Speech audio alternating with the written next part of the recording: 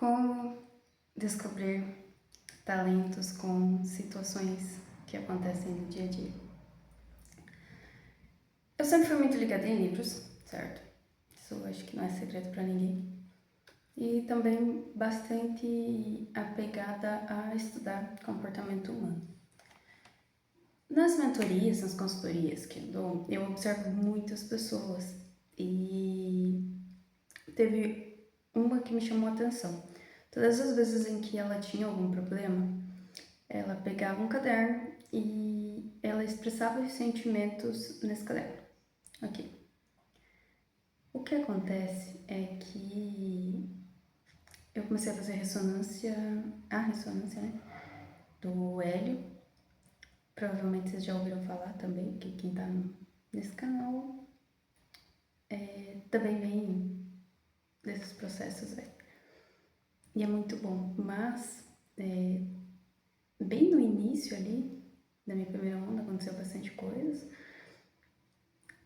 Mas em janeiro, perto do meu aniversário até tem alguma coisa que fala de inferno astral, mas eu acho que não era isso não.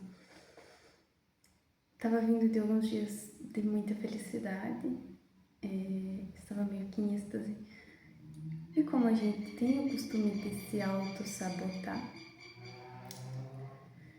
eu evitei falar sobre algumas coisas e acabei estragando tudo.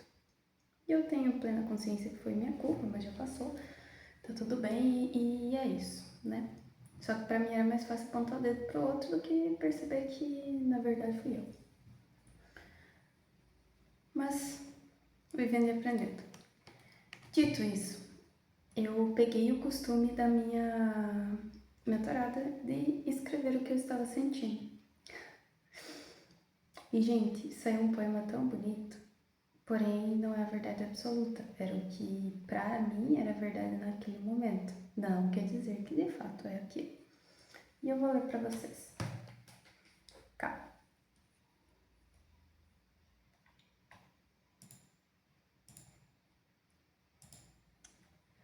Não foi você quem me destruiu. Essa é a parte mais difícil de admitir. Você era apenas o que sempre foi. Ausente quando queria, presente quando convinha. Confortável na superfície de tudo. Nunca prometeu profundidade e ainda assim eu mergulhei. Sozinha. Houve sinais, sempre há. Na demora das respostas, na leveza com que você ia embora. Na ausência de esforço que eu insistia em chamar de jeito. Eu via tudo com uma lucidez quase irritante, e ainda assim eu escolhia ficar. É curioso o que a gente é capaz de fazer exportar quando confunde intensidade com amor. Eu me tornei paciente, compreensiva, silenciosa e aprendi a não cobrar, a não exigir e não incomodar. E aos poucos eu fui me tornando exatamente aquilo que ameaça não ir embora. Alguém que fácil de deixar, e você deixou. Repetidas vezes, mas nunca completamente. Sempre o suficiente para que eu continuasse. Hoje entendo, nunca foi sobre você voltar. Era sobre mim não conseguir partir. Havia em mim uma necessidade quase desesperada de ser escolhida, não por você, mas por alguém.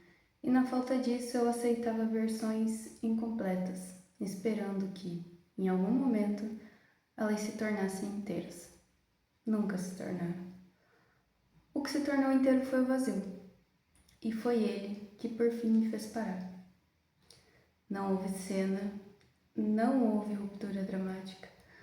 Apenas um cansaço lúcido, desses que não gritam, encerram.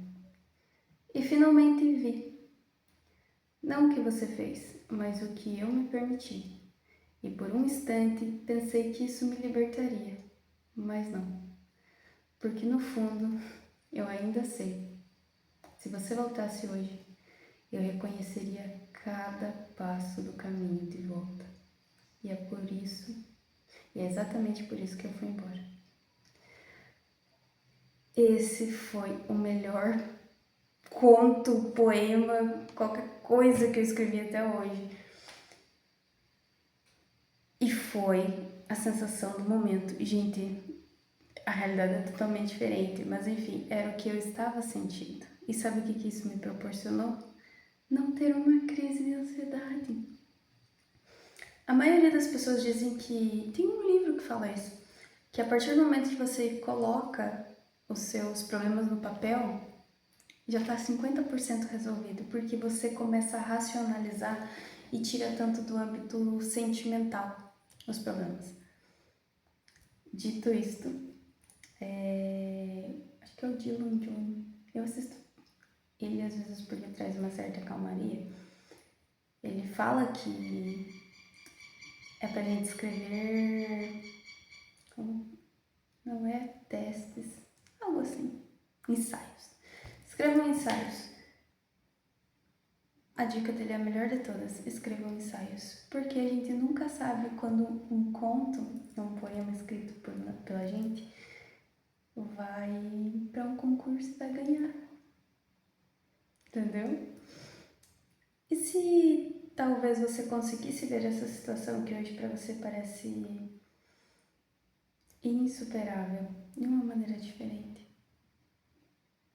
Porque, gente, realmente, a partir do momento que a gente começa a ver os problemas como muito menores do que a gente, eles acabam se tornando tão fáceis de serem resolvidos que chega a ser ridículo depois, quando de resolvido, a gente parar para pensar no quanto a gente sofreu por conta daquilo. Ou às vezes a gente nem sofre, a gente só fica ansioso e posterga a resolução. Então, escrevam. Talvez a melhor coisa que vai acontecer com vocês nos últimos tempos vai vir exatamente dessa poesia ou desse sentimento que você não coloca para fora, e já que você não quer se expressar e falar com alguém, ou o que deveria ser feito, né? Terapia. Só escreva. Assim você vai ver, vai racionalizar esse sentimento, vai entender o que é esse sentimento, que muitas vezes a gente acaba se perdendo no que está fazendo porque a gente não entende o que a gente está sentindo de fato, mas assim a gente consegue ver o que é o sentimento para entender ele e achar a melhor saída ou a melhor solução para que aquilo se resolva. É isso.